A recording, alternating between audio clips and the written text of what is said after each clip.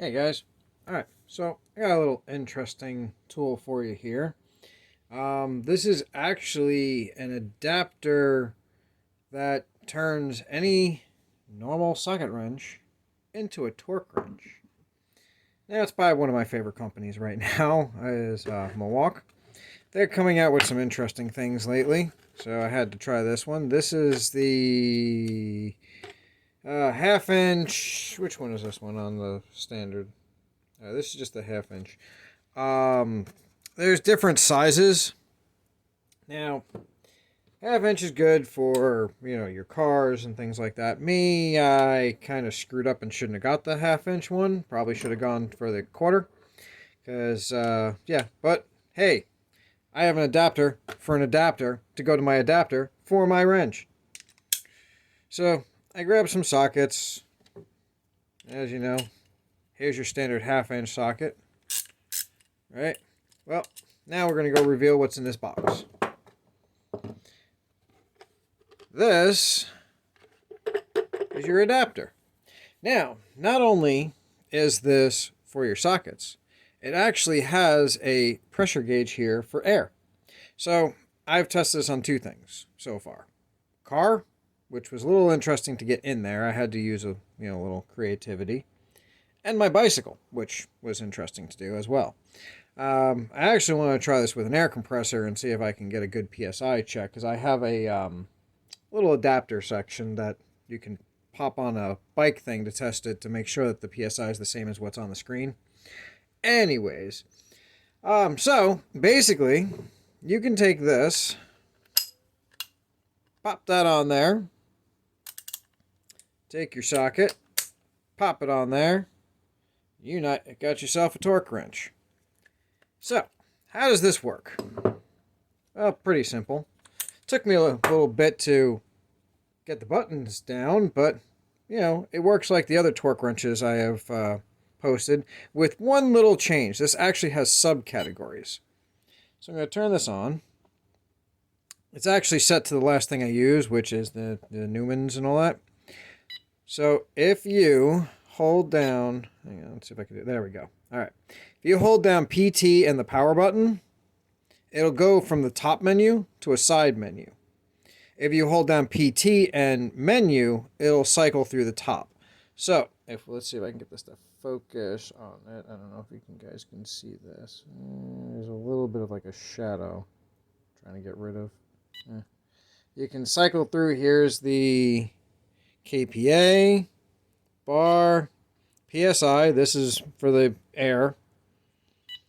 And then you have your kilograms and by centimeter thing. I can't, my brain, there it goes again. And then when you want to go to the subcategory, you push down PT and the power button. It'll now come down into here for your trace for pounds per inch. Oops, I went back again. Okay. And then it's these two again. Now we have pounds per foot, kilograms. I don't know if yeah, it's actually detecting good. I go off of Newman's and all my stuff. So even with the bike repair and things like that, I work off the Newman rating. It's just a nice, easy, universal rating. I'm missing a screw. It fell off when I was changing the batteries. I can't find it. It's around here somewhere. But they did supply, to change the batteries, a cute little screwdriver. Comes in the kit.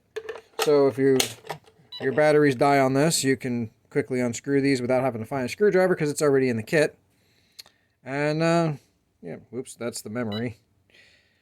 So, yeah, so this is basically it. There is a margin of error. They come with a little sheet that tells you the percentages of error. So it'll be either a plus or a minus, and it's within reasonable range that you're not going to over tension, torque, however you want to put it, overdo it or underdo it, where it's going to cause damage or danger to anyone. Because, obviously sometimes you would use this on a car. In my case, I'm going to be using it for mostly bike work and maybe some work on, tires and things like that for, bikes and cars. Sometimes they want, their lugs and stuff done. So I can hook this actually up to my lug wrench, which is much longer than this one, and actually turn it into a torque wrench and be able to use it so I don't have to guess. So that's kind of cool. So that's basically it. I mean, what you get in here is your little user manual, your screwdriver, and your adapter. The case is a nice little ABS plastic, pretty durable. I've dropped it a couple times. It hasn't opened up on me. The manual's pretty self-explanatory on push these buttons here, and, it'll do these combos. I have to say, it was a little confusing at first for me when I was doing this, because the other ones were more straightforward, and it was, okay, just tap these two buttons, you're good to go. This one, there's a diagonal factor, which I didn't understand, and I was confused and had to contact them, and they're like, hey, try this. And they actually sent me a quick little tutorial video, showing the different ways to do it. And I'm like, oh, that's what I'm missing. I knew how to do these. I couldn't figure out this. I was trying these two buttons type of thing because I'm like, what's going on? This isn't working. And they were like, hey, try this. And sure enough, now I can change everything and was able to use it. So anywho, that's the unit. And I guess enjoy. Hope I've used it a couple times. I don't actually have any footage of me using it right now. I'll try and add it at the end of this, if not in a separate video. But this is what you get in the box. It works pretty good, I have to say. And I'll talk to you next time. Enjoy, guys. Alright, well, this is upside down for you guys. But as you can see, this works just fine. This is me tensioning the sprocket on my mongoose, because they decided to gift it to me instead of me having to work on it for them. So I can sit there and do this. I can also set the number so an alarm goes off and all that fun stuff, just like you've seen in my other ones. But as you can see, here you go. Connect this back in. I can turn it this way so you can actually see. I'm not lying when I use it. The focus is a little off on my floor for some reason. Let me bring this up. Maybe it'll focus. There we go. That's a little better. And now you can see. Okay. So there is one of your examples of it working. And if I come over here, turn this around. You guys are going to look at the back of my bike for a bit. And I can come up right there. And I can come here. I gotta change this to. Boop.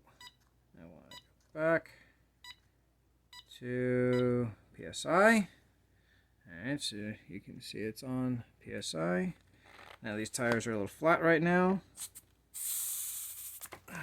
But you can see, as you can tell, it's a flat tire of 3.5 PSI.